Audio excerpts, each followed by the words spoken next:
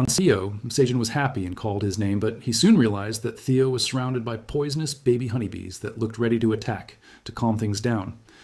Seijun picked Theo up and started rubbing his cheeks gently, trying to show that Theo was not an enemy but part of their family.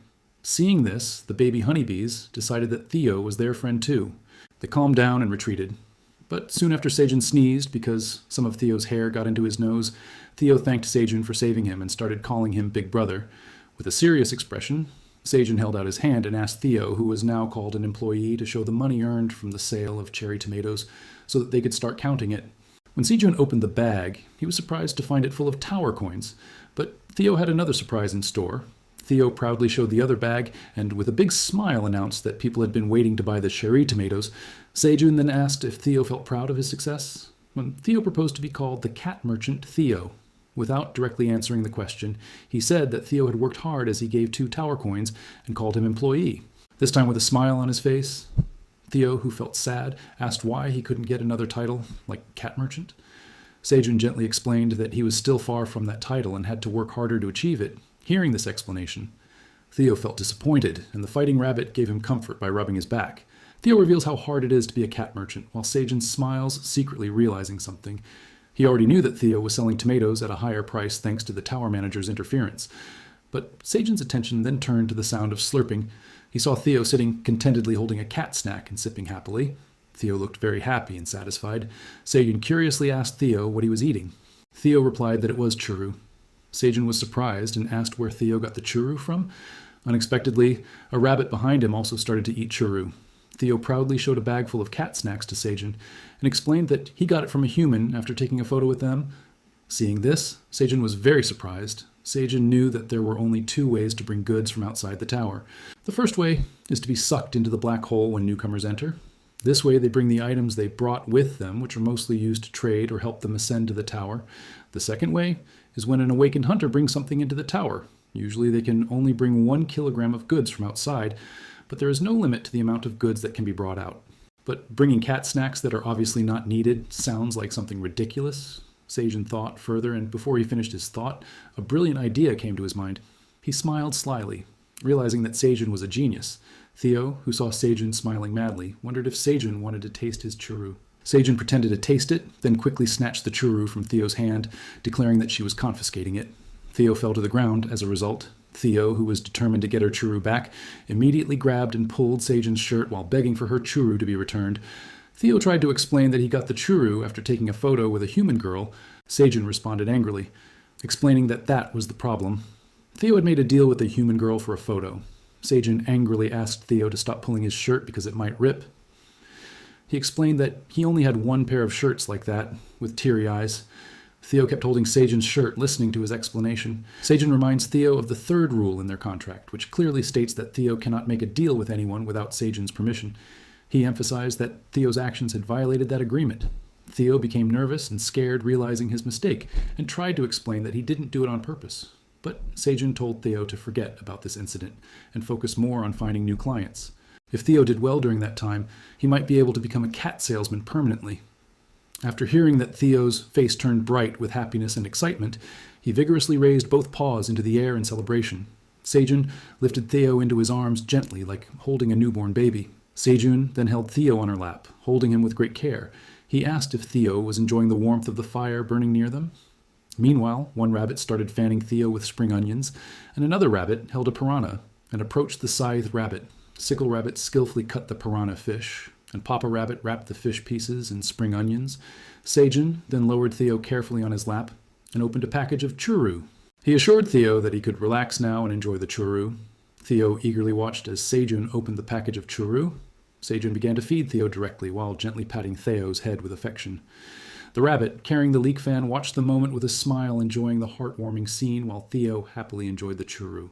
He began to wonder if being a sales cat allowed him this kind of privilege. Theo showed his excitement with a bright face and raised arms while mentioning his desire to eat grilled fish. Seijun started grilling the piranha and assured Theo that it would be ready in 1 minute. While curiously asking how Theo got the churro, Theo explained that he managed to reach the 38th floor without fighting monsters. With a proud expression, he mentioned that it was thanks to his wandering merchant license. Seijun Yang curiously asked Theo to explain more about it. Theo showed a coin-shaped object around his neck explaining that it was the Wandering Merchant badge. He explained that one has to pay a certain amount of tower coins every year to maintain the status as a wandering merchant. The higher the level, the more fees one has to pay, but they also get more benefits. The Wandering Merchant badge grants certain protections such as not being attacked by monsters. Sejun asked if Theo could bring other hunters with him using the Wandering Merchant badge without having monsters attack them. Theo replied that it was not possible. Theo also explained that even if he accompanied the hunters it would be useless. This is because all merchants use a special Wandering Merchant portal that only the owner of the badge can access. Without that portal, the journey between the 38th floor and the floor they were currently on could take months. Sejun asked about the floor they were on now. Theo calmly replied that the destination floor was the 99th floor. Hearing that, Sejun's mind went blank, and he stood transfixed like a statue. Theo noticed Sejun's reaction and reiterated that they were currently on the 99th floor. Theo seemed to think that Sejun hadn't heard that statement before, as reality began to sink in. Sejun's silent expression turned to fear. Sejun fell to his knees, making Theo feel very worried. Theo tried to find out what happened to Sejun, but her condition was so bad that she couldn't hear Theo's voice at all. Sejun's face slowly panicked as his mind was filled with various possibilities. His mind was constantly haunted by the fear of being trapped on this floor for the rest of his life, making him dissolve into that fear while Theo kept calling Sejun's name, trying hard to get his attention. With a frustrated expression, Theo forced Sejun to come to his senses, and pointed out that their hard-earned payment had turned to ashes while pointing at the now charred piranha. Sejun is then seen sitting by the fire again roasting the piranha. As Sejun continued to contemplate, he was suddenly distracted by Theo's stern voice from behind. Theo, in a tone full of authority, ordered Sejun to grill the fish properly this time, and not let it burn like before. In the same tone, Sejun responded that 1 hour had passed. Theo was surprised with a disappointed expression. Theo felt that the time had been wasted. Suddenly, a brilliant idea came to Sejun when he saw Theo's Wandering Merchant badge. In his mind he envisioned a scene where many hunters were injured and frustrated, not knowing what to do. In that image, Sejun appeared wearing a black hat, ancient clothes, and carrying a large bag on his shoulder. Theo, with both hands raised, greets the hunters and signals that help has come. Sejun and Theo took a gallant pose with one hand on their waist and the other on their forehead, creating a wave of excitement in the crowd. The hunters raced to buy all of Sejun's vegetables. Sejun, with 2 bags full of tower coins in hand and many other bags, offered by the hunters without being overwhelmed by the transaction. Meanwhile, Theo tried his best to organize the enthusiastic group of hunters, asking them to form a line and not fight. Sejun seemed lost in thought about everything that had happened. Filled with excitement, Sejun asked Theo if he could become a wandering merchant and travel with him. Theo chuckled and explained that only creatures born inside the tower could become traveling merchants.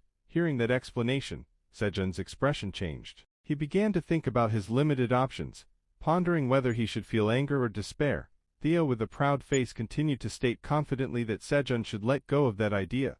Sejun suddenly let out a sharp cry, his face filled with despair. As Sejun berated the tower in his agony, the rabbits perked up their ears and looked at Sejun with wide eyes. Even the queen bee peeked out of her hive to see what was going on. The noise reached the ears of the black dragon, who had stopped munching on roasted cherry tomatoes and seemed startled by the noise. After a while, when Sejun's screams died down, Theo, who was still overwhelmed with fear, perched on the head of the black rabbit, who looked upset. Theo wondered why Sejun suddenly started screaming. Sejun, who began to regain his senses, realized that yelling and berating would not help his situation. He admitted that he should have expected that unexpected events could happen from the moment he entered the tower where there was so much uncertainty. He began to consider what to do to survive in this tower. The scene moves to an office where Sejun's plate of cherry tomatoes is placed in front of a middle-aged blonde man named Michael, who is the vice president of Gaggle Food Company. Next to him sits a dark-haired woman named Jenny, who sits relaxed while crossing her legs. Michael seemed to notice the cherry tomatoes, which were said to be a mysterious item that was popular. Jenny confirmed the assumption, explaining that she got the cherry tomatoes from her sister, who was a member of the Phoenix Guild. Michael, as a hunter, could see the status window of the cherry tomato. After seeing the tomato, Michael threw the fruit onto the plate, with an expression full of contempt. The action made Jenny question whether a vice president of Gaggle Food Company, which controls 39% of the global food market, had lost his business sense. Michael responded with a menacing expression, as if warning Jenny to be careful what she said, but Jenny remained calm and confident. With a swift motion she flicked her finger, and a hologram of the data about the cherry tomatoes appeared on her tablet. Michael looked shocked as sweat began to pour down his forehead as he realized how important the data was. Jenny then explained that although her company had failed to find a method to create this cherry tomato, the research data they had was extraordinary and beyond anyone's imagination. Michael, who still looked surprised, slowly sat back in his chair and asked why Jenny was showing him the data. Jenny explained that she was willing to sell the data to him in exchange for a secret project they were working on. This revelation left Michael stunned, and he began to question how Jenny knew about the project. Jenny just smiled, giving the impression that she had her own way of getting information. Jenny then approached Michael. With a smile on her face, she offered Michael a cherry tomato and challenged him to give her his opinion on her offer. Michael, with a mischievous smile, accepted the cherry tomato and popped it into his mouth. He looked amazed at the sweet and delicious flavor of the cherry tomato. Michael laughed out loud while Jenny remained standing beside him, with an unchanged expression as if playing around. Michael asked Jenny for another cherry tomato, but Jenny irritably reminded him that the cherry tomato was hers, and she had already eaten it. If Michael wanted more, she suggested that he go to the tower and get the tomatoes himself. Sejun sat diligently writing something on the ground using a stick while all the rabbits and Theo observed him curiously. On this 99th floor they could not expect any help from outside and had to prepare themselves well to survive. Here he then turned his gaze to the cave hole, realizing that they must know their surroundings to maintain their safety. After that, Sejun turned around and asked Theo about the environment outside the cave. He wanted to know if there were any monsters near the cave. Theo, with both hands open, replied that there were no monsters near the cave, although there was one a little further away. Sejun was even more curious and asked what kind of monster was it. With a serious face, Theo answered that it was a giant red bear. Sejun's body felt goosebumps remembering the giant bear that almost killed him when the third blue moon appeared. Theo said that every time he passed by the bear always looked at him with a gaze that seemed to want to eat him. While the black rabbit and the white rabbit tried to calm Theo down, Sejun began to worry, as he thought he was only safe in this cave. Sejun realized that he had to get stronger as soon as possible. His gaze shifted to the queen bee, who was enjoying the nectar from the live tomato flower with great pleasure, while from behind Theo could be seen imitating the growling sound of a red bear, which frightened the black rabbit. Sejun continued his thoughts, realizing that thousands of tomato flowers would soon bloom, and with more flowers, the number of poisonous honey bees would also increase. If that happens, he can utilize an army of poisonous honey bees to patrol around the cave to make sure no monsters come near the cave door. In addition, he can also ask the bees to tie a rope from leeks that he can make, hanging the rope on a tree outside the cave. This way he could get out of the cave safely. With a face full of confidence, Sejun stated that in order for all these plans to succeed, he had to become stronger. Then Sejun stood up holding his thighs, and looked at Theo, telling him that he had a very important mission. Theo enthusiastically wanted to know what mission Sejun meant. With a cheerful face pointed at him, and said that this was a very crucial mission that could only be completed by a cat merchant, and asked if Theo could do it. Hearing that, Theo got even more excited, and replied that Sejun could trust him, whatever the mission was. The view shifted to a few hunters who were seen making their rounds while a few others were sitting casually by the fire on the 38th floor. Theo observed them from the top of the hill. Theo thought to himself that compared to last time there were a lot more people here and they seemed to be trying to secure their place here. Theo nimbly jumped off the hill and proudly announced his arrival, but before he could speak further, all the hunters shouted and ran towards Theo to greet him enthusiastically. Soon they surrounded Theo, and a man dressed in bright green shorts quickly handed Theo a large bag, saying that he would buy all the cherry tomatoes Theo had brought. This made the other hunters unhappy as they all wanted to buy cherry tomatoes too. Theo could only watch in confusion as an argument broke out between the hunters. Theo quickly raised his hand asking them not to fight and stated that he wanted to talk first. Theo announced that from today he would change the way cherry tomatoes were sold. The hunters curiously asked how is the change, asking for further explanation. Theo explained that from today he would sell 500 cherry tomatoes in each batch and the person who paid the highest price would get the tomatoes. Theo went on to explain that those who didn't have the money could just leave. Carrying a bucket full of cherry tomatoes also made from leeks, he added that the auction starts now with a starting price of 35 tower coins per fruit.